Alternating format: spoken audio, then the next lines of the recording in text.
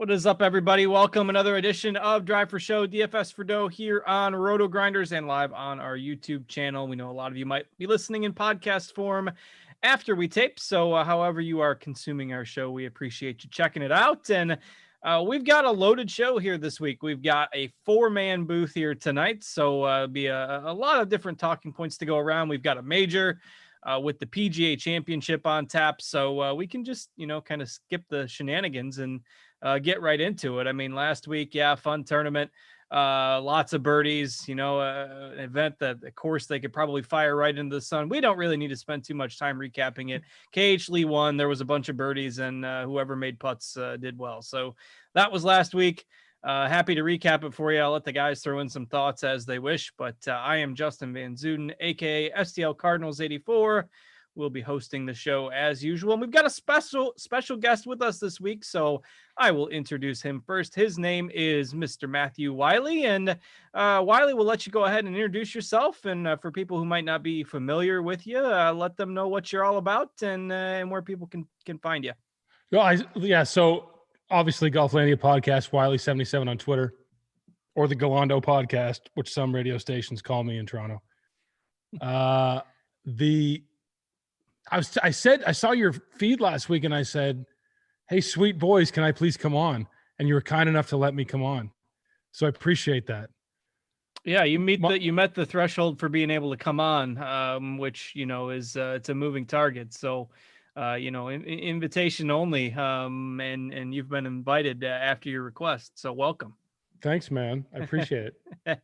And of course, you got the two usual co-hosts with me as well, Mr. Tyler Tamboline on one side. Tambo, how you doing?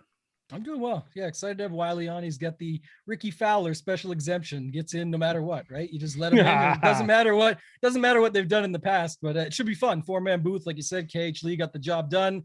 Good for him. That was awesome to see. Great little interview there after. I thought that was fun, but definitely in major mode as we speak, getting ready to get into it here. So I'll leave the time for that. Yeah, for sure. And speaking of Ricky Fowler, we've got Notorious on well, I usually say one side and the other side. I'm not really sure how we're set up since there's 4 of us, but somewhere on the screen is Noto as well. And I see that per Noto's little rating here and our cut probabilities, I see we've got Ricky Fowler at 53% to make the cut this week. That's approximately 51% too high. But that's okay. We'll talk about Ricky in due time. And I don't mean to be attributing him to Noto by any means, but Noto, Ricky Fowler, Noto, welcome to the show. Yeah, I was going to say, why am I being I don't know. Ricky here? He mentioned Ricky and then I just went with it. And now you're Ricky. Yeah, excited for the show. Last week was terrible. So excited for the second major of the year, Wiley. Always listen to your show each and every week. So happy to have you on. And yeah, I don't think we need to spend too much time on last week. That rain delay didn't help anything. I was just hoping for the week to end and had to wait 2 more hours to get my 3% of my winnings back or my entries back. Yeah, I could have had a cue for the big Millie Maker this week, but for some reason, somebody played KH Lee in a 12-man contest and Patton Kazire on the same lineup.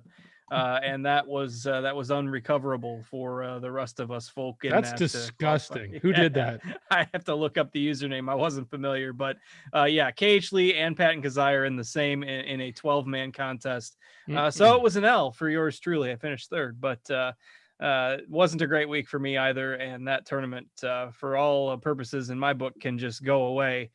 They've had so much trouble finding a host course and one that can challenge the golfers. But that's another story for next year when that comes around. We've got a major championship this week, the PGA Championship at a very interesting golf course, Kiowa Island, which I will probably mispronounce 12 times during the show because I keep wanting to say different things each time. But I think I got it right that time. So we'll bet 100% at the start of the show. But this course hosted the PGA Championship back in 2012. And after a pretty easy first round, the second round scoring average was about 6 strokes over par. So obviously in a seaside ocean course that is very susceptible to the wind. And if you go back and look at some of the video clips from that second round back in 2012, it was pretty crazy. So Noto, we usually have you lay out the course for us, and I'll let you do that here. What are we looking at this week? Well, to start, I thought it was Kiowa. Yeah, me too. See, Kiowa, Kiowa, Kauai. Whatever. I'm going to pronounce it wrong a zillion times. So Kiowa, whatever it is. Yeah, you did preface with I'm going to pronounce it wrong. All so right. was, And I good. thought I got it right, and I still got it wrong. So for some reason, that one escapes me. Yeah, so they're playing the Ocean Course. It's going to be the longest course in major history. Pga design, over 7,800 yards from the tips. We probably won't see it that length for all 4 days, but routinely one of the highest slope ratings in the country. Fairways and Greens, both seashore past Palm, kind of a cousin of Bermuda, if you want to look at it that way, a little bit slower. Back in 2012, the fairways were pretty easy to hit. And if you did hit the fairways, the greens were pretty easy to hit as well. If you missed the fairways, the green regulation number was under 40%. It sounds like the fairways have been narrowed a little bit since then, and they've made, some changes to the course, including, adding some yardage. The greens themselves, about average size, 6,000 square feet. Elevated greens, severe runoffs. Going to see a lot of guys missing greens, so scrambling is going to be really important this week. Scoring is going to all depend on the wind, and the wind continues to change each and every time I look at it. So it's going to be one of those situations where you're going to want to, maybe wake up early Thursday morning before lineup stock, but definitely check it late Wednesday night because there could definitely be, an edge one way or another in terms of tee times. And yeah, that's all I got. I'm looking at guys that are just solid all around. I think a lot of people will play the bomber narrative. I certainly don't hate it, but if you look at the 2012 edition, there were a lot of European tour types, scrambler types, outside of Rory Mcilroy, who's just the best in the world. So he's going to play well everywhere. So for me, I'm just looking at all around and maybe a little bit of links experience. In terms of comp courses, I've heard it compared to Whistling Straits, Chambers Bay, PGA National, TPC Sawgrass. So if you want to look at any of those, I don't hate them. And I'd love to hear your guys' thoughts on comp courses because I'll want to look at some of those this week. All right, Wiley, I'll let you go ahead and interject here. What do you think we're looking at as far as the course layout this week? Well, I think, I think I said Golf Digest does this really impeccable overview on YouTube. I mean, it's almost like a theatrical review of the course. Yeah, I watched that this morning. Yeah, it's excellent. I mean, it's really captivating. And you notice that off the tee, like Noto said, it's pretty wide off the tee. Wind agnostic, of course, the wind is going to be insane. But with Pete Dye, he's got that. It's the fine line between complete disaster and ultimate success, and that he forces you to make good shots, to play towards the trouble, play excellent approach shots. Particularly on Pete Dye courses, don't go long. I mean, especially here, it seems like every long past the green shot on this course, you're in one of these trillion waste areas. I mean, that's the thing about this. It's not bunkering this week. It's waste areas. So you can ground your club. But these waste areas are everywhere. And if you've seen the course, they're not just your standard waste areas. Like last week's course was very easy by PGA Tour standards. This one, everyone has like a 10-foot ladder getting out of it, like the one behind me. And so that seems problematic if you don't make the shots Pete Dye demands. Length, I was talking to one player, even though, Rob's right, the length is probably not going to be 7,800 yards every day because there's multiple tee box setups. It eliminates about 80 to 90%. I mean, he was just offhanding a little bit, but it eliminates so many players at that length. You just need to be a very great driver of the ball. In 2012, albeit it was 9 years ago, you had Rory, and he won by 8 shots. Keegan was in the mix, but the best players on tour are very, very, very good drivers of the ball. Stricker was up there too. So I'm looking for really good drivers of the ball, in-form iron players, but mostly guys who have it between the ears right now and have a really good strategic caddy player relationship and who can make good calculated veteran style shots, like open types. That's why, I won't get to my sub-7 play, but we'll save that one. But that's where I am this week. Yeah, no, good points. The Google pronunciation helper has the British pronunciation as Kiowa and the American pronunciation as Kiowa, but yet it seems like most Americans call it Kiowa. I've learned this over the last 2 minutes. So I don't know which one's right. I'm in Lexington, Kentucky. They pronounce Versailles. So you just make up a name. It's going to be a long golf course and it's going to be hard. So that's whatever you want to call it. It's going to be more challenging than last week's was. And that's another interesting dichotomy between, it's not like last week's event was a tune-up for this. It really wasn't for those that happened to play last week, other than maybe building some confidence by making some birdies. But we'll go ahead and start digging into the golfers in a second. But Tambo, any additional thoughts from you on the course setup this week? Maybe that's why some guys didn't play last week, and maybe that's why Dustin Johnson's in a little bit of a timeout, it looks like, as far as not showing up to events last minute. We'll get there, though.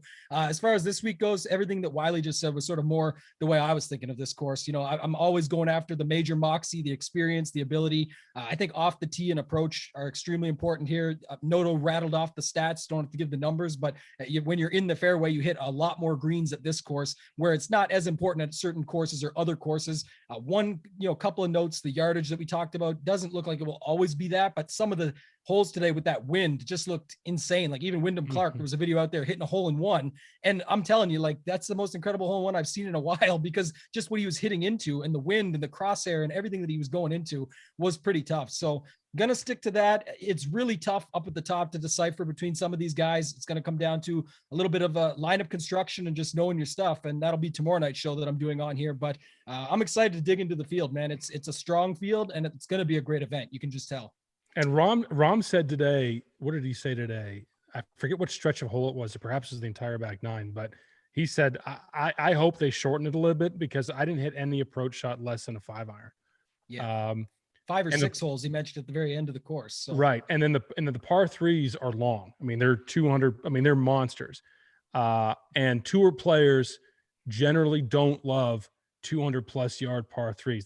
If you look at some of the, that's what I'm looking at too. Some of the better iron players in the 200 to 225 range on par threes, Leishman, for instance, you have to really whale it this week. Yeah, and that a lot of the holes on that back nine, particularly towards the last few holes, there's some long holes on that back nine. So depending on which way the wind is blowing, I know a lot of times the prevailing wind is designed to play on those longer holes, but when it's really windy and you're playing a 500-yard par 4 or a 230-yard par 3, it's going to be difficult no matter which way the wind is blowing. So with that in mind, we'll go ahead and start digging into the golfers. And Tambo, I made you go last there with the course breakdown, so I'll stick with you here. And really interesting that basically all the top golfers above 10K, we've got 6 of them, and most of them hovering in that kind of 10 to 15% ownership range, with it looking like Jordan Spieth is going to be the biggest chalk of the bunch. So how are you handling that 10K plus range given the pricing this week there, Tambo? Yeah, it's extremely difficult up there this week. I think for me, I talked about this a little bit with Kenny Kim on the Fantasy Golf Degenerates podcast, where I said, I've been a little bit more talked into Rory. I get the Rory scenario here. Doesn't look like he's garnering a lot of ownership. I've come around to it the last day or so, where it looks like people are going to talk themselves out of playing Rory for whatever reason. So his ownership has dropped from what we thought it might be sitting at. But I don't know if I can be 100% sold where I really want to play JT. But I know the guys at the bottom I want to play are Rahm and Bryson. There's a lot to go through, a lot of guys in the booth here today. They can talk about it more, but I certainly like Rahm's game for this course. He disappointed some last time, but people will still go back to him. I still like his all-around game, that, the ability, the scrambling that he can put on at times. We saw it at the Memorial. He took a 2-stroke penalty for grounding the club or whatever it was and still won the thing by 3 or 5. I can't remember the number now. So, tough course. An example of that would be the same thing you're bringing across here, has the length and the distance. And then Bryson, I'm interested to hear everyone's thoughts, because it looks like the rough out there might not be as thick as what everyone expected. And now that can take away some from his ability, because, getting out of the thicker rough, even Rory has been quoted as saying the benefit to Bryson is when we get that thick rough at a US Open, because he can just hit it out of there so much easier, the one length clubs, et cetera, et cetera. So I'm not so super sold. I could go elsewhere, but I'm really, feeling Rahm and JT up at the top as of right now. All right, Wiley, how you handling that top group of golfers this week? All right, so I think that the ownership, I love RG's projections on ownership. It's typically pretty close, and the Rory one surprised me. I thought, oh my God, you guys got it way wrong. But then the more I thought about it, it's like, you can't really build with a lot of guys people want with Rory, right? And so that's probably why, plus people want Bryson, and especially the potential, 12% or under ownership. Bryson concerns me sometimes because I like even last week, he would be, 342 in the fairway, 117 out, and leave it 42 feet to the hole. His wedge play is sometimes to be desired. And plus, in terms of, this is I think a really big thinking man's course. I just think that there's other guys I'd like to play. I cannot get off Rory. That is a very terrible way to say that sentence, but I cannot get away from Rory. I think that I've always said about Rory is that he is someone who thrives off the energy of the audience around him. Ryder Cup, plays the best. He is there for the moment. He needs that juice. And with no crowds this last year, it just seems like he was apathetic. And then enter Wells Fargo when they had some crowd, and finally he had some moxie behind him. And I just think when you've got an engaged Rory McIlroy who won here by 1 million strokes in 2012, who won at Wells Fargo, I just think that he could stomp on the earth. That's where I am right now, above 10s.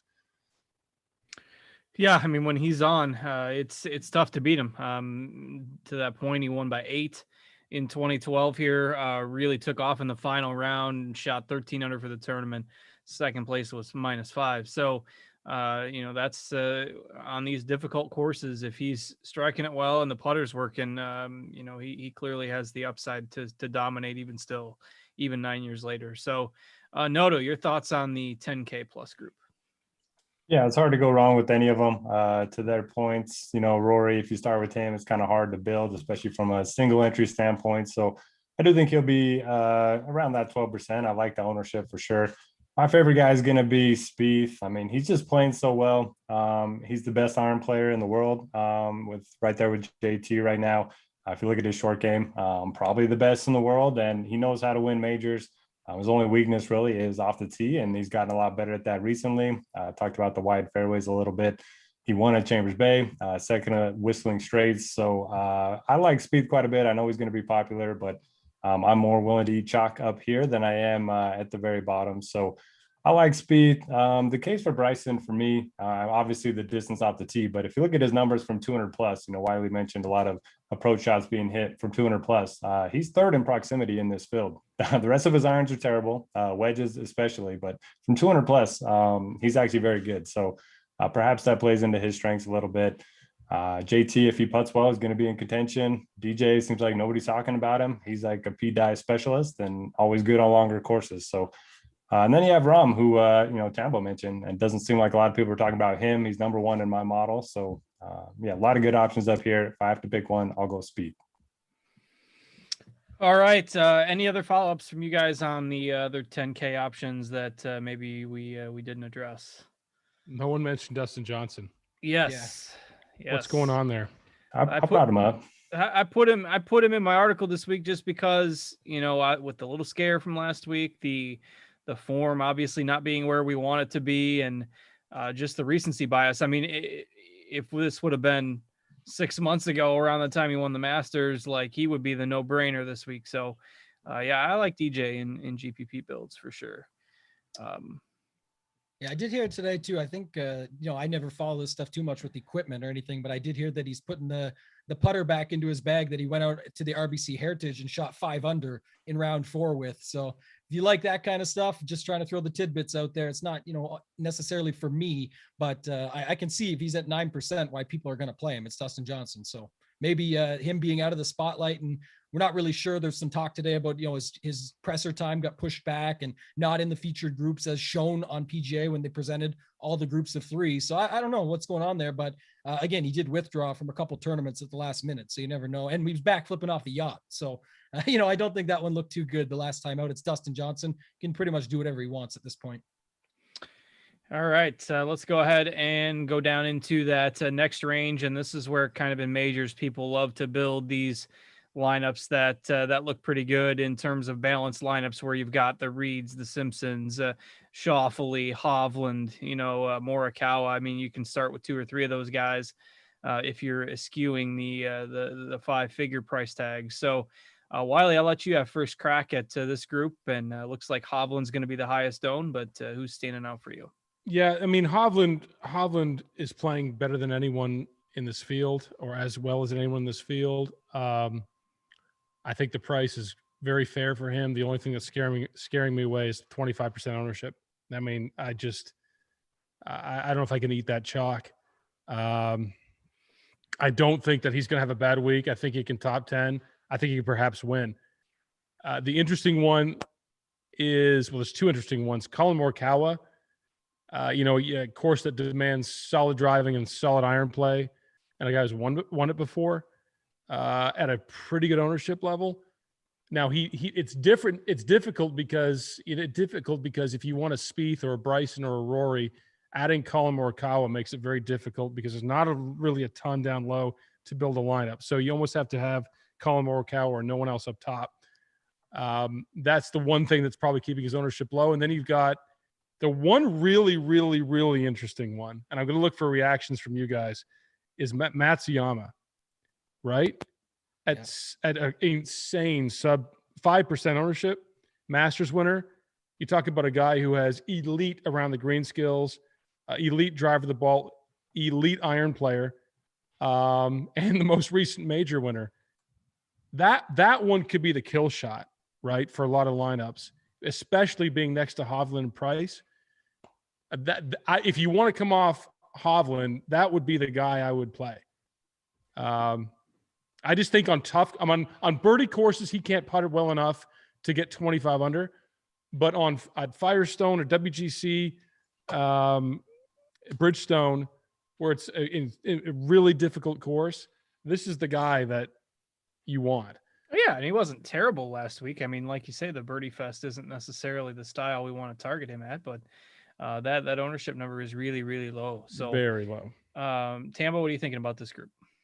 Yeah, it's a good call there. It's so tough when you've got all these other guys around him. So, I'm definitely in the one that I like. You've got tagged up there, cards is Xander, but I actually like Morikawa a little bit more. And I talked about this on the podcast with Kenny. Wiley just brought it up. I think it's like I said that I try and look for spots like this. And the only reason, I don't want to get too invested in Justin Thomas is because I feel like I have Justin Thomas for $9,800. He's a defending champion here. His irons are incredible. His game's coming into really good form. It all comes down to the putter with him and the around the green. And I know that's important here, but that to me is you mentioned Matsuyama, Wiley being the kill shot. I agree, but it could be a guy like Morikawa. Like you could start lineups with Morikawa, have him go out and win this thing. And people say it's crazy because it'd be back-to-back and he's so young and all this stuff, but he's so mature. In general, you talk about having it between the ears, just knowing what's going on, being able to execute on tough courses. You can say the same about Xander, and I'll play them both. But I like Morikawa a little bit more there.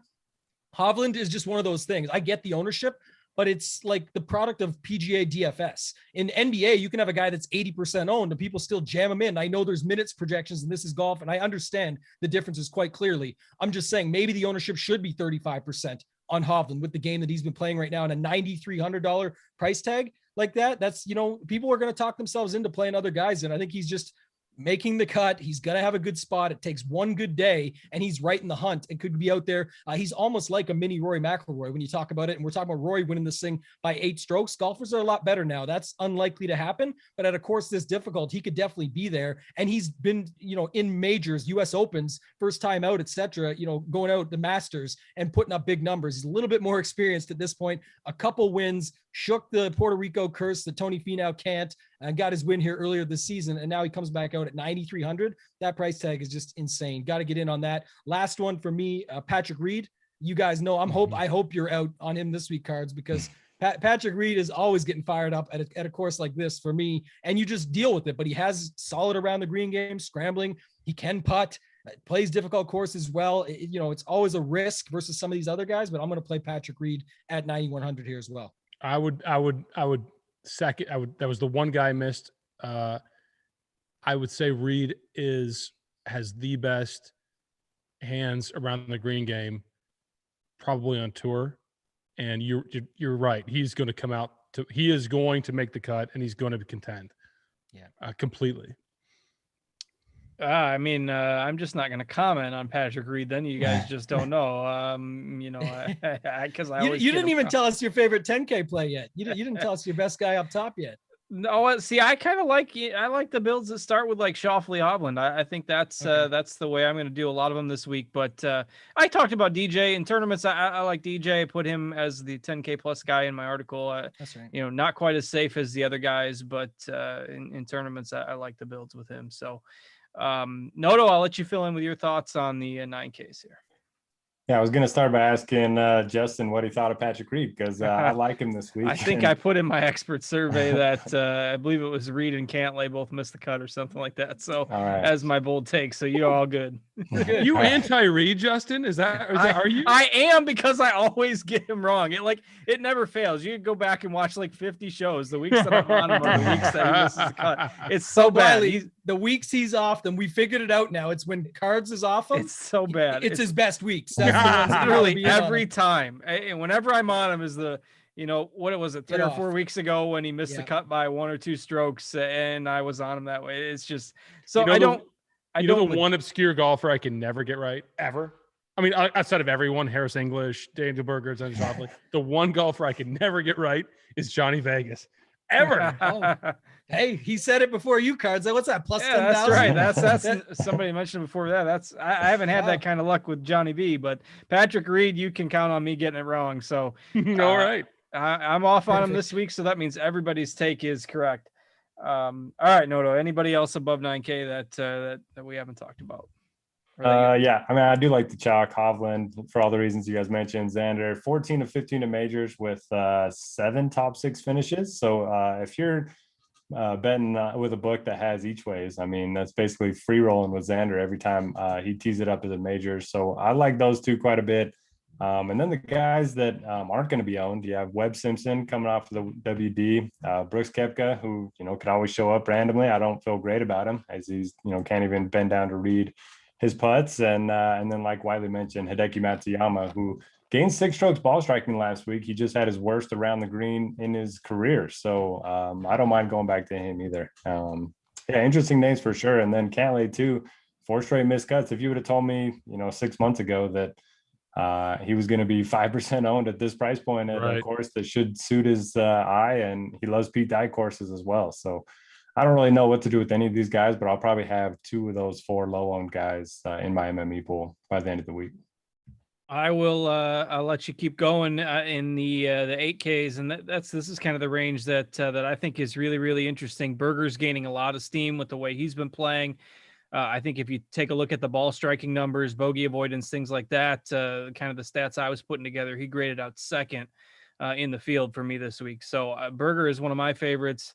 Obviously, Zalatoris has been popular over the last few months. Cam Smith's been playing well. You got kind of DFS favorites in Fenow and Scheffler and Fitzpatrick in the mix here too. And some lower owned guys also. So Noto, your favorites in the 8K. I'll let you start this group off. Yeah, 2 guys that I always play at majors. Tony Finau, 16 of 19 cuts made in his career with 9 top 10s. So similar to Xander, just a guy that always shows up on the difficult courses in the stacked fields. And then Louis Oosthuizen down at flat 8K. He's been really good. He's made 17 of his last 18 cuts, 4 top 11 finishes during that stretch. He's turned into one of the better putters on tour. I always like his long irons as well. So I like those 2. I think he leads the tour in strokes game putting this year. He does. Which is wild because for whatever reason, like 5 years ago, I always thought he was a good ball striker that couldn't putt. But that's certainly flipped. Zalatoris, like you mentioned, gained 11 strokes ball striking last week, just couldn't putt. So I'm going to play him anytime he tees it up from here on out, especially at these difficult golf courses. He's played 2 majors, both top 10s, obviously the solo second at the Masters. I think he makes a lot of sense. You mentioned Berger. I think he's going to be very popular, but it's hard not to like him this week, just given his all-around game. And then the one guy that I like a lot is Fitzpatrick. If he would have came top 20 last week, he would be getting all the hype this week. He missed the cut. Now nobody's talking about him. You talk about long iron play. You talk about him on longer courses where anytime you think he's going to play well, he doesn't. And anytime you don't think he's going to play well, he ends up showing up. So he was on a streak of top 15s before last week's missed cut. Much better on difficult courses. So Fitz is a guy that I'm going to be way overweight on this week. Yeah, that was definitely a surprise last week from him, and that has no doubt corresponded to his ownership being significantly less this week than it otherwise would have. So good call there. Tambo, I'll go over to you. Your thoughts on this 8K range? Yeah, love that Fitz call. It made no sense. Like, I didn't want to play him at the course that was easier, going to be a birdie fest. I wanted to play him here, and now we got the perfect scenario. So I'm very happy about that. I like him at 8,400. I'm with Noto on pretty much the same guys here. I like Fenow at any major. I know the form is a little bit iffy, but again, as a guy that can, get it out there, be accurate, get the, great around, pretty good hands himself if you watch some of the stuff over the last little while. So I think he's a guy you can get after, but I'm all about Louis at 8K. I mean, everyone's in on Hatton, I know, and I understand why. And a lot of the narrative of around 7 of the 10 guys on the leaderboard were from Europe and different factors, but and then not just that, his game is great, but I'm always in on Louis at majors. If you want to be different, this could be cards, the Keegan Bradley, Sam Burns situation. Just pop both those 8K guys into your lineup because Hatton does seem low. But last thing I'll say is on Berger, another guy like Hovland, it's just the way it goes. People are catching on to it now, but Berger pretty much only plays in, elite, solid strength of field events and crushes them. Of course, he's not going to win them all. It's tough when you're playing only in the better fields for the most part. And that's why this price tag is like Hovland's. To me, it's just a misprice at 8,700, and that can come back to bite you. It's golf. Anything can happen. We know this, but you can find ways to get different within your lineups and still play these guys. So I'm going to be in on Berger regardless of ownership. Yeah, good comments there. Another guy, if you would have told me 6 months ago that Sung J M would be 4% owned, at 8,300, I wouldn't have believed you there either. And I know his irons haven't been quite as sharp as what we're accustomed to, but this is still a guy who I think he's 8th in strokes gained off the tee this year. So not too far off if he can straighten out the irons a little bit, which, in theory is the strength of his game. So don't mind playing some of Sung Jae at that ownership in GPPs. Wiley, go ahead and fill in with your thoughts on this mid-range here. Yeah, I seem to always skip the mid-range in order to build my lineups out. And it's funny because this is just like, if your form's bad one week, everyone's fickle. Like he said, Noto said, Fitzpatrick, 8,400, 10% owned. Fenow in a major, 8.6, sub 10. I agree on all of them. Again, Berger, probably a little too heavy on ownership for me. The one guy you did not mention, of course, Scheffler. M 5% is crazy. Again, a couple of not so good weeks, and then he's sub 5. And then you've got the one really big albatross in Justin Rose, right? You want a guy who is a veteran, who's heady, who knows how to make all the right shots, is calculated, and has elite around the green game, and had a Masters at least for a few days that was almost a runaway victory. And then you get to the next. This guy is mid-40s. He plays for majors, period. He wants to win these trophies.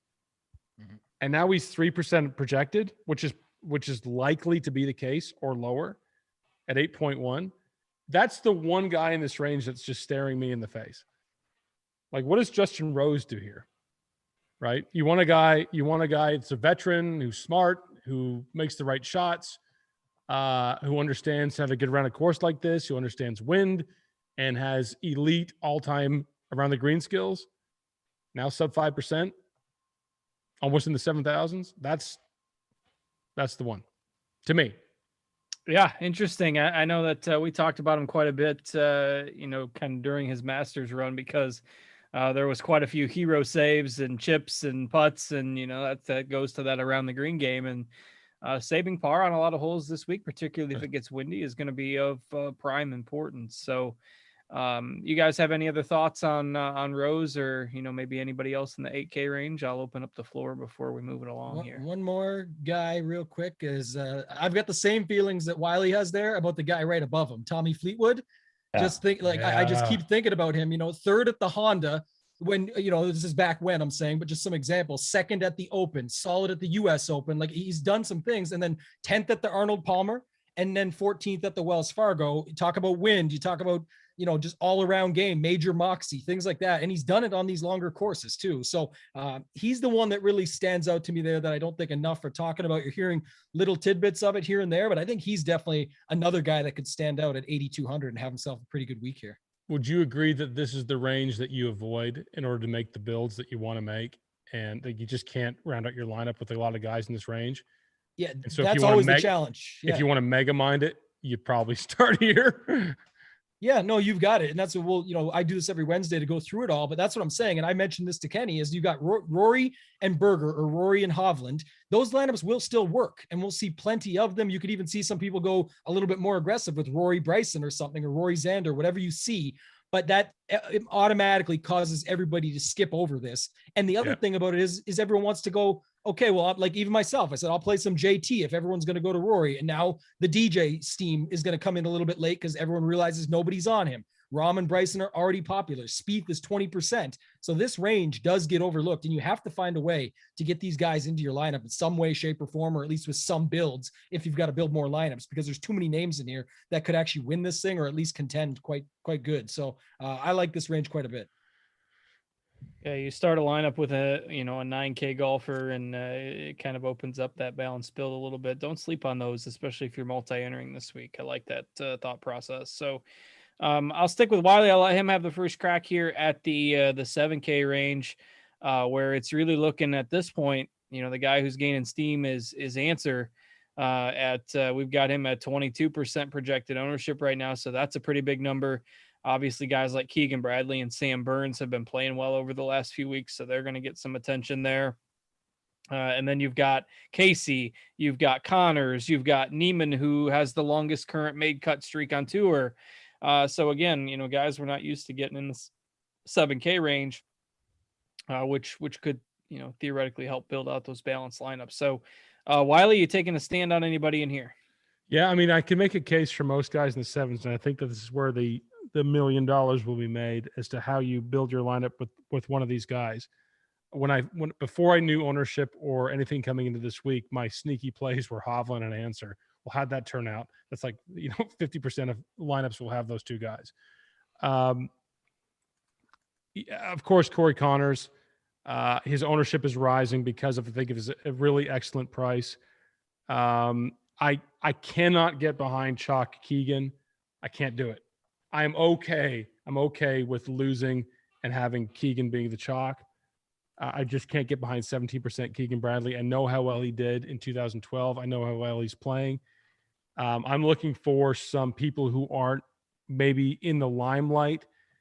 You think about Lee Westwood, right? If you look at long courses, if you look at windy courses, if you want to look at really strong iron players, if you want to not think that his 2 second places this year were not a fluke. Lee Westwood, because of the gravity of Wallace, is probably going to be forgotten a little bit. Lee Westwood is one I'm really thinking about. Same with Mark Leishman. Mark Leishman is erratic off the tee, but wider fairways, a little more open. He is a very good wind player. He is a very underrated elite iron player, especially on long par threes. He can get up and down from anywhere, and he's a great putter. I think people are figuring that out. He's still 10% projected. I really like Mark Leishman a lot. And I like Jason Kokrak. I think Jason Kokrak, let me ask you, I should have said his name before this. One player on tour this year is top 20 strokes gained off the tee and also top 10 strokes gained putting. It's Jason Kokrak. Yeah. Yeah. Great. See, I messed that up. I shouldn't have said the answer first. Yeah, it's Jason Kokrak, which you'd never imagine. I mean, he's sixth on strokes gained putting on tour. Now, that is an arbitrary, putting stats change are pretty fluid, but Kokrak is playing amazing this year. And he absolutely, like a Palmer, he demolishes a ball. There's a different sound when Jason Kokrak hits the ball off the tee and with his irons, and he's putting better. I just think that 7,100 is arguably one of the best prices for someone in the entire field for me at a pretty good ownership. I love Kokrak. Yeah, really strong play there. I think he's a great value. only bested for me by the question I posed on Twitter the other night of if you combine strokes gained off the tee, strokes gained on approach, and bogey avoidance for this season, the number one overall player in this field is Emiliano Grillo, which would surprise a lot of people. Of course, the putter can always explode. Why did you do that to me? At any moment? But Why? yeah, it's crazy. You look at his off the tee numbers, you look at his approach numbers, which of course correlates to ball striking, and then you look at his bogey avoidance, where I believe he's third in tour in bogey avoidance, and he's 7K. So again, if you're not concerned about putting, he does scramble it reasonably well, as long as the putters, as long as he's not missing the 3-footers, and he's got 3 missed cuts in his last 9 starts, but the other 6 are all top 25. So he's been playing really well. So I like Kokrak. I like Grillo. Tringali, another guy that people just don't seem to want to come around on. That's been really good statistically. That I think you can get some really strong plays. You mentioned Leishman, who historically always good if the wind picks up, so that's not going to hurt him either. So Noto, I'll go over to you on your thoughts on the 7Ks here. Yeah, I'm pretty good with all the chalk answered, top 25s and 7 straight, back-to-back top 5s, a guy that doesn't make a lot of mistakes. Neiman, you mentioned longest active cut streak on tour. Paul Casey does everything well except putt. Always shows up to the majors. Corey Connors gained at least 2 strokes tee to green in 15 straight events. So you're going to get good ball striking from him. Lower owned guys that I like, Shane Lowry, obviously won the Open. He's become more consistent. He's talked about liking courses with shaved runoff areas because he can putt instead of having to chip it. He likes a lot of creative around the green shots. So I think he's certainly interesting. We have him at 7% ownership right now. The guy I'll go down with the ship with is Jason Day. Almost made the cut last week. He's been good off the tee. He's a guy that when he makes a cut, he posts top 20s. He does miss a lot, so the floor is not there for sure. But historically, Pga specialist, obviously won at Whistling Straits. I'll probably be solo on this boat. I don't think you guys are going down with me on Jason Day, but I do think he's at least somewhat interesting. I think he's a good pivot off of Sam Burns. If Sam Burns comes first or second again, then I'll just chalk it up to a loss. Go ahead and dial SOS if you're shipwrecked by yourself on Friday from the Jason Day boat sinking. We'll come rescue you. But and somebody in chat, remiss, I forgot to reference this a bit ago, but had talked about when we were talking about Fleetwood being top 5 at Erin Hills, which of course wasn't the PGA Championship. It was the US Open back in 2017 or whatever year they played at Erin Hills, but a long course that everybody thought was going to play harder than it did. Not necessarily the best comp for a course, but it was a long course, and Fleetwood did finish top 5 there. However, I'm not really. I just don't think it brings as much relevance, even though this is kind of a design that might liken you back to that a little bit. So, Tambo, go ahead on your thoughts on anything that the other guys have mentioned and on the 7Ks. Yeah, and I brought it up just more for the length, like you talked about, and Major Moxie. Again, coming back to these good players, we got Sam Burns at 15%. He's an incredible player. He just won and came second, but look at the guys he's around now in this tournament and the pricing. So that's kind of the example. Also with Fleetwood, he had a second at the Open, a couple other great finishes in these tougher events, and with wind and being a factor, I think he could be a good play this week. I think the top range is pretty solid here. Answer a noted Pete Dye specialist as well. If you actually go and dig in, is some of his best results on tour are on Pete Dye courses so well, and he drives the ball so well. So regardless of ownership, I like him. The lower owned guy I'm on here actually is not going to be Jason Day. You might want to plug the SOS and speed dial for when the ship is going down, Noto. But Adam Scott, I'll go on my own ship here. Maybe this one goes down too. I thought you were going to say Fowler, and I was going to have to send the rescue boat right now. We don't go there anymore. We're done. That's put me on the boat, be underground already. But Adam Scott only shows up to play. He's the most interesting man, right? He hops on his private jet. He shows up where he wants to show up, and where he wants to show up is at big name tournaments. And so that's why when you see everyone's, he only comes 30th all the time. Yeah, he plays in the best fields, the hardest courses, so many factors. Yes, he has to put up more, but at 7,900, he doesn't need to do it all. So when his game is on, it can be elite. So I like him at 7,900. I like Paul Casey in any major. I struggle with the Burns and Bradley. I was on Bradley, talking about it on Monday, first seeing it. I can't believe the ownerships were at, and I don't ever fade just because of that. But when it's based off of couple good results recently, a hot putter, which is not a thing for Keegan Bradley typically, and a 12th place back in, a nice finish here back in 2012. That's where I struggle a bit when you've got other guys around him. So I'm with Wiley on Kokrak. I love that play at 7,100. I think that's a good call. I'm actually in Noto, and I guess we'll go back to you, get your thoughts, but I still think it could be a Brian Harman week, regardless of distance. Every week. He does a lot of things well. And when you pick up that price tag at 7,400, I don't know. I didn't see ownership on him, but it doesn't seem like people are talking about him very much. And he's actually just look for the green 20s? dot, or just look for the orange dot. They're not in there yet. It's See, not where's there. the dot? Don't put the dot there. Hey man, only 9%. I'm feeling it. I mean, like a little bit of. If you dislike top 10s at 7K, that's fine. Where's the dot, Noto? I haven't done my picks yet. He's had But to wait you till we always have talked the him dot. off. The Harman dot, it comes preloaded, I thought. I have no dot. Yeah, that's true. I don't know. You said last week is preloaded. You had to take it out. They must have broken the code. So the scrambling we know, the putter we know. So proximity from 200 plus. He's in top 10 in the last 50 rounds, and he's rattled off 18th, 13th, 12th, and 3rd. And the 13th and the 3rd were at the Players and the Heritage, which are Pete Dye courses as well. So, match play, he played well, which is also like, there's again, different courses by all means, but I'm just saying it's an option to go to when the bomber narrative is definitely going to be something that people are avoiding him and playing Sam Burns, for example. Again, Burns is probably fine, but I'll go down with the guys around him, and I'm fine. Like Wiley said with Bradley, if these guys win the tournament or they're the reason I don't win the $1 million this week, it just probably wasn't going to happen. Wasn't meant to be. I would say on Answer, by the way, if you watch the last few holes of the Answer at the Wells Fargo, he was a man on a mission. I mean, he looked unbeatable and scared of nothing. The only thing scaring me from Answer this week is ownership, but I don't know if he could win his first tournament as a PGA Championship. But he pound for pound, he is the longest driver on tour. I mean, he's smaller than Harman. I mean, he is incredible. Yeah. And the one more play, you talk about guys, form is, and people become fickle. Max Homa was 9,000 and chalk at Wells Fargo. And now he is 7.3 and 3% ownership. And who's he got in the bag this week? Bones. And you talk about the importance of a caddy player relationship this week. Max Homa is a gamer. He's a fighter. He's won at Wells Fargo. He's won at Riviera.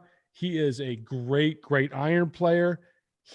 He's had a couple of not Max Homa-like weeks, but this cat can play. I mean, I would love to see him on a Ryder Cup team. That's the one huge star I have is Max Homa. Only because if you look at price variance, I mean, he's been really much higher price than this at 7.3. I know it's a PGA Championship. Great iron player. Yeah, I like the Bradley pivot there because you brought that up earlier. Like, Exactly. why not play the guy that literally just won the Genesis with a bunch of pressure on him should note, right? In his home course that, basically like his major for him, went on to play pretty well after that. And now has Bones on the bag, who anytime he's been on anyone's bag, he seems to do quite well with them and make some money. I know he was on Phil's bag here back in 2012, was the 36th place finish, I believe, that they got to. And then I saw today on Twitter, he's out there showing Max Homa the pin placements and everything. Well, it could be here on Saturday and stuff. Already thinking about that. And Max Homa played a practice round with Justin Thomas. Got to feel pretty good hopping in that grouping to get a little preview of the course as you go out there and see what one of the best in the world is working on while you're honing your game to become one of the best in the world. So I do like that. Max Homa thrives off pressure. You can tell. And he won Genesis like he owned it. Oh yeah. So I like that. I got one more name for you. Okay. All right. So there's three guys. Double down on Jason Day. Over the last 50 rounds, there's three guys that are top 40 in this field in all four strokes gained categories. Dustin Johnson, Xander Schauffele, and can you name the third in this 7Ks? It's not Grillo because the putting would take him out of it. What was the question? All four rounds of what? All four strokes gained categories in the top 40 in this field. It's not Tringali?